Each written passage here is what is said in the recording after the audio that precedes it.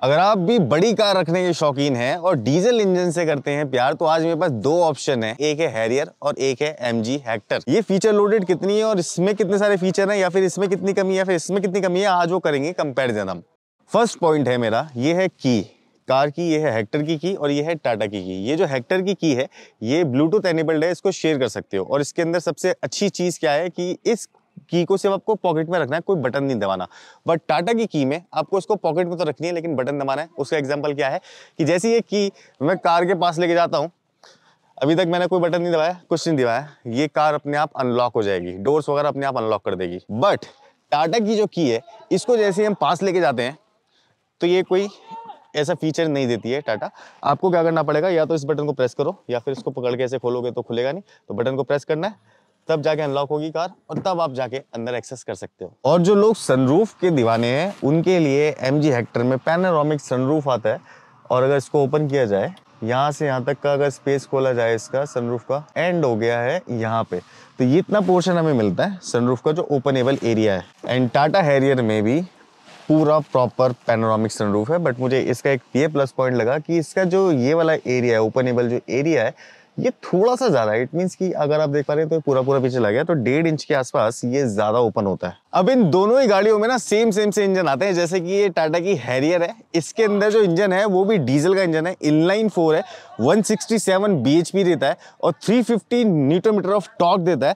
Turbocharge engine है और दिखता कुछ ऐसा है। MG हेक्टर में भी सेम ही इंजन है, ऑलमोस्ट 2 लीटर इंजन है। ये 2000 सीसी का टर्बोचार्ज इंजन है जो कि 168 का HP निकालता है, यानी कि ब्रेक हॉर्स पावर, और 350 न्यूटन मीटर ऑफ टॉर्क देता है। ऑलमोस्ट सेम से इंजन है। लेकिन अगर इंजन बे देखोगे तो MG ने इसको नीचे की तरफ रखा हुआ है और टाटा की कार में इंजन को बड़ा दिखा रखा है और अच्छा सा दिखा रखा है, ब्यूटीफुली डिजाइंड है। MG हेक्टर का इंजन बे काफी क्लीन लगता है, इंजन छोटा लगता है नीचे की तरफ, और ये जो पैनल्स लगा रखे हैं इसकी वजह से इसको क्लीन करने में ज्यादा आसानी हो सकती है। अब जो न्यू कार ड्राइवर्स हैं वो कभी कभार टर्न इंडिकेटर देना भूल जाते हैं, तो ये जो टाटा हैरियर है इसमें जब आप स्टीयरिंग को टर्न करेंगे तब ये टर्न इंडिकेटर्स नहीं ऑन करेगी। बट MG हेक्टर में कुछ ऐसे इंटेलिजेंट फीचर है जैसे कि टर्न इंडिकेटर। तो जैसे अभी कार स्टार्ट है और मैं ये स्टीयरिंग को सिर्फ मूव करूंगा विदाउट एनी टच कि मैं इंडिकेटर वगैरह टच कर रहा हूँ, वैसे ये इससे भी ऑन हो जाता है। बट जैसे ही मैं स्टीयरिंग को मूव करूंगा ना, तो देखना ये टर्न इंडिकेटर अपने आप ऑन हो गए हैं।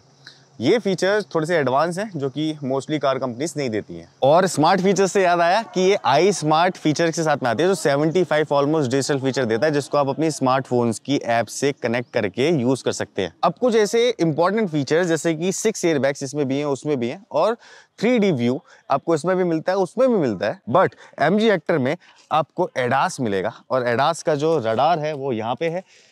ऊपर की तरफ अगर देखोगे तो कैमरा सेंसर है, और कुछ ऐसे TGA जैसे कि रियल टाइम ट्रैफिक जैम वाले जो फीचर्स हैं विद 11 फीचर्स ऑलमोस्ट, वो आपको एडास फीचर ये MG हेक्टर देती है। आज की डेट में हम लोग फैंसी फीचर भी चाहते हैं कार में, तो जो टाटा हैरियर है इसमें यहाँ पे जो बटन है की में, इस बटन को प्रेस करके आप बूट को अनलॉक कर सकते हैं। बट आपको मैनुअली इसमें हाथ देके इसको ऐसे करके ओपन करना पड़ेगा। यहीं अगर मैं बात करूँ MG हेक्टर की, तो MG हेक्टर की में भी यहाँ पे एक बटन है, बट ये ऑटो बूट है। यस, इसके अंदर ऐसे कुछ फैंसी फीचर हैं जो कि बहुत ही आउटस्टैंडिंग लगते हैं। क्योंकि आज हम कंपेयर कर रहे हैं इन दोनों गाड़ियों को, तो सिर्फ वही पॉइंट्स बताऊंगा जिसके अंदर की डिफरेंस है। जैसे कि इसका इंटीरियर के अंदर देखते हैं तो ज्यादातर चीजें जो है सॉफ्टनेस और इंटीरियर वैसे ऑलमोस्ट सेम होता है। बट अगर इसका मैं बटन प्रेस करता हूं तो यहाँ पे आपको 12.5 का इंफोटेनमेंट सिस्टम मिलता है जो कि काफी खूबसूरत लगता है। ऐसा करके बिल्कुल प्रॉपर ऐसा लगता है कि हाँ एक कार के लिए ही बना रखा है। इनफैक्ट कि टाटा के अंदर यहाँ पे मैनुअल बटन्स मिलते हैं जो कि AC से आप कंट्रोल कर सकते हैं, और कैपेसिटिव टच बटन्स मिलते हैं, सिंक वगैरह AC वगैरह के कुछ ऐसे छोटे मोटे फीचर मिलते हैं। स्टीयरिंग के अंदर भी सारे के सारे जो फीचर्स हैं आपके स्टीयरिंग से लेके मल्टीमीडिया से लेके वो मिलते हैं। और अगर MID को देख लिया जाए तो वो पूरा का पूरा डिजिटल है। वहीं अगर हम MG की बात करें तो MG में सारे फीचर्स ऑलमोस्ट सेम है। जैसे ही आप अंदर एंट्री करते हैं तो यहाँ पे आपको इंडिया लार्जेस्ट 14 इंचेस का डिस्प्ले मिलता है, और यहाँ पे भी आपको बहुत बड़ा एक जो इंस्ट्रूमेंट क्लस्टर है वो देखने को मिलता है। ये देखिए डिस्प्ले कितना अच्छा है इसका। बट ये है कि इसका साउंड थोड़ा सा ज़्यादा है और टाटा का साउंड थोड़ा सा दबा हुआ है। उसके अंदर इंसुलेशन जो कंपनी ने दी है वो काफ़ी इम्प्रूव्ड है। बट इसका जो डिस्प्ले है वो फ्यूचर रियलिस्टिक लगता है बिल्कुल, और मैप्स वगैरह भी आप बड़ी स्क्रीन पे देख सकते हैं, एंटरटेन हो सकते हैं। इनफैक्ट हम जहाँ पे हैं वो वाली लोकेशन भी ऐसा अर्थ दिखाएगा आपको कि आप कहाँ पे हैं, क्या है। रियल टाइम जो इन्फॉर्मेशन होती है वो आती है, ये देखिए। और कनेक्टेड टेक फीचर्स जो होते हैं कार्स के अंदर वो दोनों के अंदर हैं, और इसमें थोड़े से ज्यादा दे रखे हैं। टाटा हैरियर में आपको वेलकम सीट्स मिलती हैं with memory option, but Hector के इस मॉडल में जिसमें अभी मैं बैठा हुआ हूँ यहाँ पे आपको ऑटोमेटिक जो सीट्स होती हैं वो तो मिल जाती हैं, बट मेमोरी का ऑप्शन मिसिंग है। दोनों ही गाड़ियों में ventilated seats, cool and hot जैसे कुछ फैंसी फीचर हैं जो आजकल के कस्टमर को चाहिए। ये है हैरियर की की और ये है हेक्टर की की। हेक्टर की की में 3 फीचर्स हैं और हैरियर की की में 4 फीचर्स हैं। जो 4th फीचर है वो है हेडलाइट ऑन का। जैसे ही मैं ये बटन प्रेस करूंगा तो आप देखिएगा कि DRL विद हेडलैम्प इसके ऑन हो गए हैं, जो कि बहुत शार्प LED हेडलैम्प है।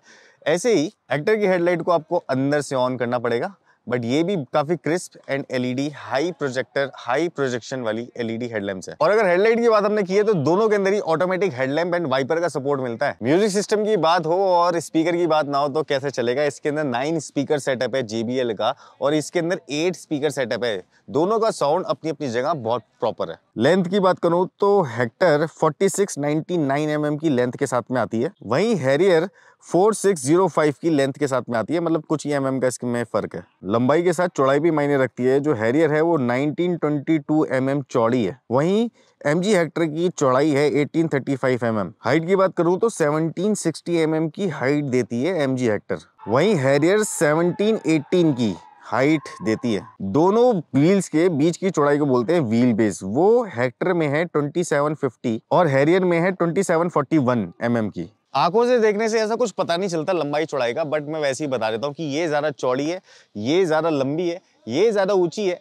तो मतलब लंबी चौड़ी ऊंची अगर आप कैमरा में भी देख रहे हैं तो इस वक्त आपको कुछ खास पता चल नहीं रहा होगा कि कौन सी कार चौड़ी है कौन सी लंबी है। तो कुछ mm का ही फर्क होता है, इन mm से कुछ होता नहीं। मिलीमीटर के अंदर कोई अगर चीज छोटी बड़ी है तो वो रोड पे ज्यादा खास फर्क लगा नहीं पाती, मतलब उसका इम्पैक्ट नहीं बढ़ता है। अगर कैपेसिटी की बात करें ना तो हेक्टर के अंदर भी 5 ही लोग बैठ सकते हैं, ये भी 5 सीटर है, और हैरियर के अंदर भी 5 लोग ही बैठ सकते हैं, ये भी 5 लीटर है। अब बात आती है यार बूट स्पेस की, तो ये 445 लीटर का बूट स्पेस देती है, यानी कि 445 लीटर का।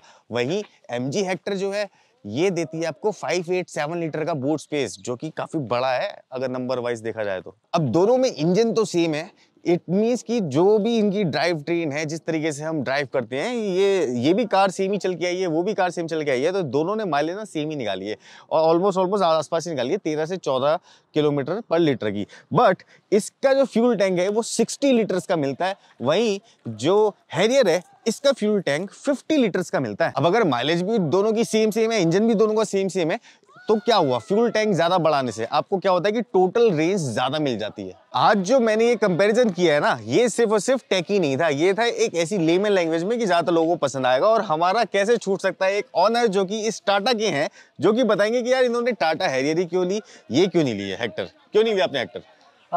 हेक्टर अभी मेरा स्टार्टिंग से ही हैरियर का जो लुक्स है वो उसमें बहुत ज्यादा इंटरेस्ट था, और इंडिया का लोहा तो आप सब लोग जानते ही हैं, तो रतन टाटा जी से प्यार भी एक अलग ही एक एंगल है। तो बट हाँ, इनकी फैन फॉलोइंग अलग ही चल रही है। फैन फॉलोइंग अलग है, बट मैंने जब कंपैरिजन किया तो मुझे इसमें कुछ चीजें, जो मैंने दोनों का टेस्ट ड्राइव लिया, बट इसका टेस्ट ड्राइव मुझे ज्यादा अच्छा लगा, और इलेक्ट्रॉनिक स्टीयरिंग भी आ गया है तो वो चलाने में और भी अच्छा है, और जो रोड पे प्रेजेंस है वो भी अच्छा है, और थोड़ी चौड़ी है जैसे बताया उन्होंने, तो वो भी कमांडिंग थोड़ी अच्छी लगती है, तो उसमें थोड़ा सा मुझे रोल ओवर लगा। लेकिन फीचर उससे काफी ज्यादा इसमें है, नो डाउट। एमजी में बहुत ज्यादा फीचर्स हैं, इसमें भी इसके अपर मॉडल में एडास आता है जिसकी कॉस्ट और ज्यादा बढ़ जाती है, इसके कंपैरिजन 7-8 लाख रुपए। बट ये जो हमने आपको दिखाया मैनुअल वेरिएंट है और आता है 26.5 लाख रुपए का, ये जो है ये 29 लाख रुपए का, लेकिन इसके अंदर भी अगर मैनुअल ले लोगे तो वो भी 26-26.5 का ही है ऑलमोस्ट, है ना। तो दोनों कार ऑलमोस्ट सेम ही है मैनुअल वेरिएंट के अंदर। अब आप ही बताओ, क्योंकि आप टाटा के ऑनर हो इस वक्त, तो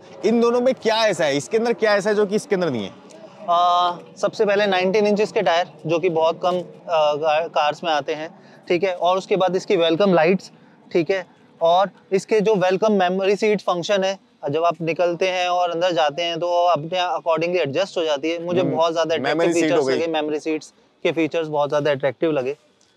और इसका सनरूफ पे एम्बिएंट लाइट है इस वाले मॉडल में जी, बट इस वाले मॉडल में वो थोड़ी सी चीजें मिसिंग है। बट आपको जो एडास के 11 फीचर मिलते हैं और जो कनेक्टेड कार फीचर मिलते हैं 27 प्लस, वो भी तो है ना फिर मार्केट में। बिल्कुल बिल्कुल है ना? बिल्कुल, हाँ जी। अब आप हैरियर ऑन कर रहे हो, उसमें पैसा लगा रखा है आपने, बट मैं आपसे पूछना चाहता हूँ कि एमजी के अंदर कौन से फीचर हैं जो बहुत अच्छे लगते हैं आपको?